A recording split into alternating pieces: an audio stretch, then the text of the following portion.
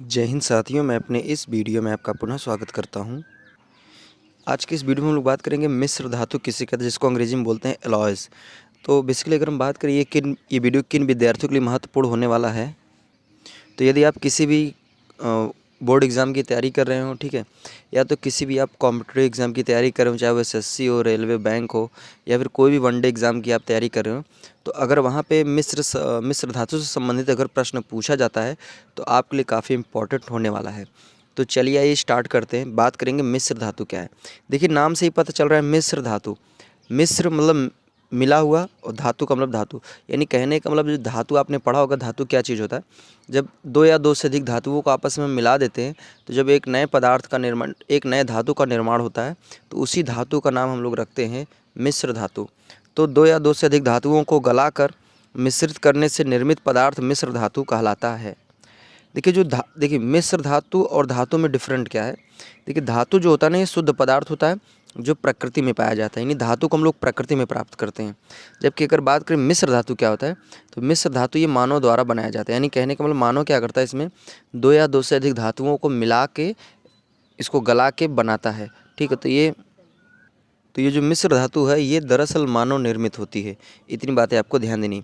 अगर इसमें कुछ मैं उदाहरण की बात करूँ मिश्र धातुओं में, तो जैसे आपने सुना होगा पीतल, पीतल और कांसा, जिसको ब्रॉन्ज बोलते हैं, ठीक है, ब्रॉन्ज मेडल आपने सुना होगा। तो पीतल की बात करें तो पीतल में दरअसल 70% कॉपर होता है और 30% जिंक होता है। तो कॉपर भी धातु है, जिंक भी धातु है, ठीक है। तो ये दो धातुओं को मिलाकर एक नई धातु का मतलब एक नई मिश्र धातु का निर्माण हुआ है, ठीक है, जिसका नाम पीतल है। और यहाँ पे अगर बात करें पीतल का उपयोग कहाँ पे होता है, तो इसका बेसिकली उपयोग तार को बनाने में, मशीनों के पुर्जे बनाने में तथा बर्तन बनाने में इसका यूज होता है। अगला होता है कांसा, ब्रॉन्ज जिसको कहते हैं। इसमें आपका 88% कॉपर होता है, 12% टिन होता है, ऐसा मतलब टिन होता है। और इसका उपयोग हम लोग बर्तन तथा मूर्तियाँ बनाने में करते हैं, ठीक है। अब हम बात करेंगे सोने की मिश्र धातु, ठीक है। दरअसल जो सोना हम लोग गहने के रूप में यूज़ करते हैं, वो दरअसल शुद्ध सोना नहीं होता, उसमें कुछ और भी चीज़ें मिलाई गई होती हैं। तो शुद्ध सोने की मिश्र धातु की बात करें, तो जो शुद्ध सोना होता है दरअसल वो काफ़ी नर्म होता है और ये 24 कैरेट का होता है।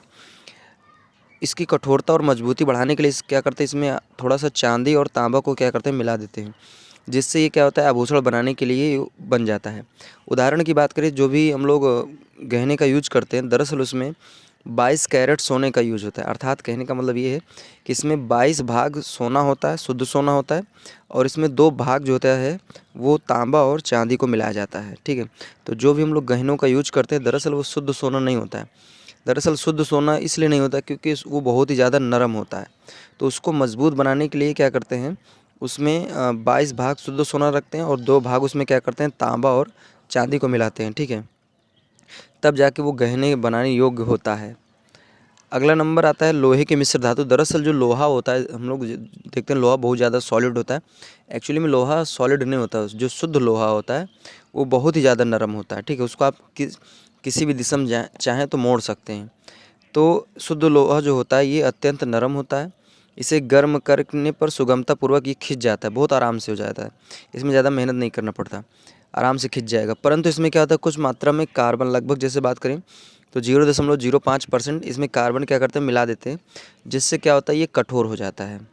तो बस इतना ध्यान देना कि जो हम लोग दैनिक जीवन में अपने लोहे का यूज़ करते हैं, एक्चुअली में शुद्ध लोहा नहीं होता है, उसमें कुछ कार्बन की मात्रा मिलाई गई रहती है। इससे क्या होता है कि वो मजबूत होता है।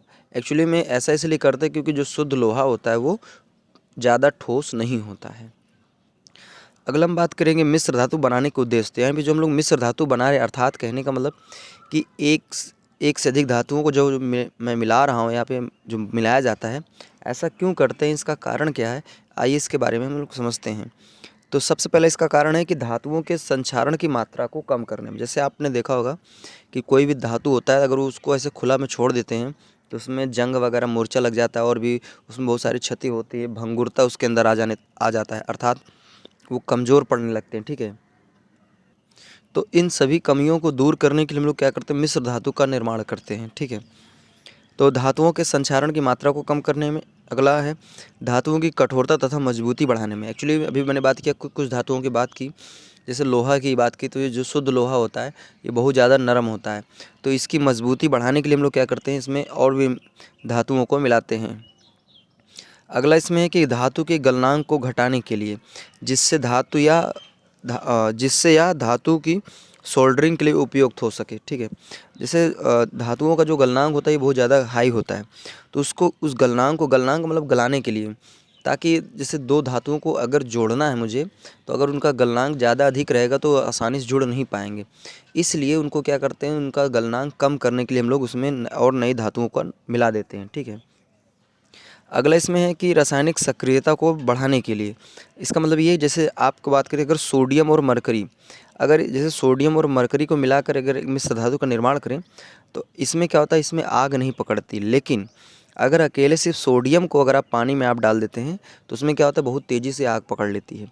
तो यहाँ पे रासायनिक सक्रियता को बढ़ाने के लिए भी हम लोग क्या करते हैं, मिश्र धातुओं को बनाते हैं। अब हम यहाँ पे बात करने वाले हैं कुछ मिश्र धातुएं और उनका संगठन।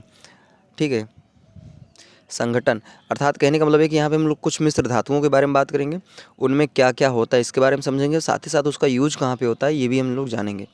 तो सबसे पहले हम बात करेंगे पीतल।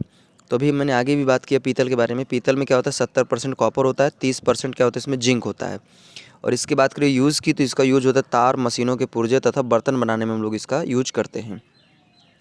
अगला नंबर होता है डच मेटल। दरअसल डच मेटल का जो संगठन है ये इधर दिया है। तो डच मेटल ये इसमें आपका 80% कॉपर होता है और इसमें 20% क्या होता है, जिंक होता है। और बात करिए डच मेटल का यूज कहाँ पे होता है, तो इसका उपयोग मशीनों के पुर्जे बनाने में हम लोग करते हैं। अगला होता है जर्मन सिल्वर। जर्मन सिल्वर में जो होता है इसमें आपका क्या होता है कि 50% कॉपर होता है, 35% जिंक होता है और इसमें 15% क्या होता है, निकिल होता है। और इसके यूज की बात करें जर्मन सिल्वर का, तो इसका यूज होता है बर्तन तथा मूर्तियाँ बनाने में करते हैं। देखिए यहाँ पे एक चीज़ आपको ये नोटिस करना है, सिर्फ यहाँ पे डच मेटल का ये संगठन इधर दे दिया लिख उठा है और जर्मन का ये लिखो, बाकी जो यूज की बात है उसके सामने ही लिखा हुआ है। ठीक है, अब अगला नंबर आता है इसमें मोनल मेटल। तो इसमें आपका कॉपर 78% होता है और इसमें लोहा आयरन जो होता है 2% होता है और 20% इसमें क्या होता है, निकिल होता है।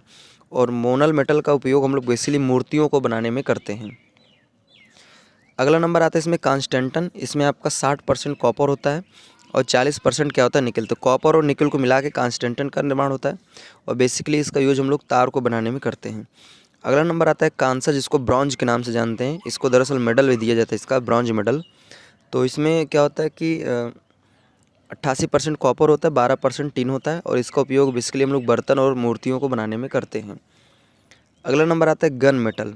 तो गन मेटल में क्या होता है, इसमें 88% कॉपर होता है, 10% टिन होता है और 2% इसमें जिंक होता है। नाम से पता चल रहा है गन, तो इससे इसका उपयोग बेसिकली हम लोग बंदूक, हथियार, मशीनों के पुर्जे आदि को भी बनाने में क्या करते हैं। अगला नंबर आता है बेल मेटल। तो देखिए नाम से पता चल रहा है बेल मतलब घंटी होती है। तो इसमें आपका 80% कॉपर होता है, 20% टिन होता है और इसका बेसिकली उपयोग जो घंटे वगैरह हम लोग मंदिरों में देखते हैं, तो घंटे और मशीनों के पुर्जे बनाने में हम लोग क्या करते हैं, इसका यूज करते हैं बेल मेटल का। अगला नंबर आता है फास्फर कांसा।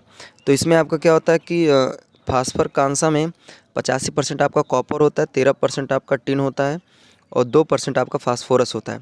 इसका बेसिकली अगर बात करें यूज की, तो इसका यूज होता है रेडियो के एरियल तथा पुर्जे बनाने में हम लोग करते हैं। अगला हम लोग बात करेंगे मुद्रा मेटल। नाम से पता चल रहा है मुद्रा का मतलब मनी, जो भी हम लोग सिक्के वगैरह देखते हैं। तो मुद्रा मेटल में क्या होता है, इसमें 95% आपका कॉपर होता है, 4% टिन होता है और 1% प्लेटिनम होता है। और बेसिकली मुद्रा मेटल का जो यूज़ होता है ये मुद्राओं को बनाने में हम लोग यूज करते हैं। ठीक है, अगला नंबर आता है कृत्रिम गोल्ड, जिसको हम लोग अंग्रेजी में रोल्ड गोल्ड के नाम से जानते हैं। अक्सर जो महिलाएं होती हैं वो क्या करते हैं, नकली गहने को पहनती हैं। नकली गहने को मतलब रोल्ड गोल्ड कहते हैं, तो उसको कृत्रिम गोल्ड कहते हैं। इसमें क्या होता है, कॉपर जो होता है 90% होता है और एल्यूमिनियम 10% होता है। अर्थात कॉपर और एल्यूमिनियम से ही रोल्ड गोल्ड का क्या होता है, निर्माण होता है। बेसिकली अगर बात करें इसका यूज कहाँ पे होता है, तो इसका उपयोग आभूषण अर्थात गहनों को बनाने में और साथ ही साथ मूर्तियों के निर्माण में हम लोग क्या करते हैं, इसका यूज करते हैं। अगला नंबर होता है ड्यूरेलुमिन। तो ये भी एक मिश्र धातु है। इसमें दरअसल 95% एल्यूमिनियम होता है, 4% कॉपर होता है और इसमें आधा % मैग्नीज होता है और मैग्नीशियम होता है और इसमें आधा % ही मैग्नीज होता है। ठीक है, और इसका उपयोग बेसिकली हम लोग बर्तन आदि के निर्माण में लोग क्या करते हैं, इसका यूज करते हैं। अगला नंबर आता है इलेक्ट्रॉन। इसमें आपका 95% मैग्नीशियम होता है, 5% क्या होता है, जिंक होता है। और इसका उपयोग हम लोग मशीनों के पुर्जों को बनाने में करते हैं। अगला नंबर आता है इसमें स्टेनलेस स्टील। तो आपने बहुत से बर्तनों का नाम सुना होगा कि स्टेनलेस स्टील होता है। तो दरअसल स्टेनलेस स्टील में क्या होता है कि इसमें 73% आयरन होता है, यानी लोहा होता है, 18% क्रोमियम होता है, 8% इसमें आपका निकल होता है, और जो कार्बन होता है इसमें सूक्ष्म मात्रा में कार्बन को भी मिला देते हैं। आपने देखा होगा कि जो स्टेनलेस स्टील होता है उसमें चमक बहुत देखने को मिलती है।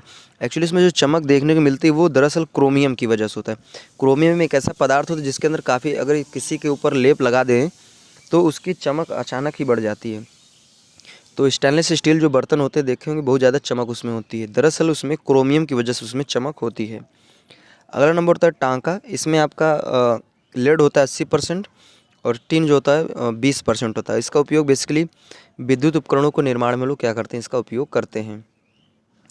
अब यहाँ पे मैंने कुछ इम्पॉर्टेंट पॉइंट लिखा है, जैसे टाइटेनियम है, क्रोमियम है, जिरकोनियम है, वेनेडियम है। तो ये कुछ ऐसी धातुएं हैं जिनका उपयोग हम लोग क्या करते हैं कि युद्ध संबंधी जो हथियार होते हैं उनको बनाने में करते हैं। साथ ही साथ जो उच्च स्तर की स्टील होती हैं, या फिर कह सकते हैं जो उच्च स्तर के मिश्र धातुएं होती हैं, उनको बनाने के लिए हम लोग क्या करते हैं, इन 4 धातुओं का यूज करते हैं, टाइटेनियम, क्रोमियम, जिरकोनियम और वेनेडियम। तो ये थोड़ा सा उच्च क्वालिटी के मिश्र धातु या स्टील को, या कह सकते हैं युद्ध संबंधी हथियारों को बनाने के हम लोग इसका यूज़ करते हैं। तो उम्मीद करूंगा हमने मिश्र धातु के बारे में बात किया, सारा कुछ आपको समझ में आया होगा।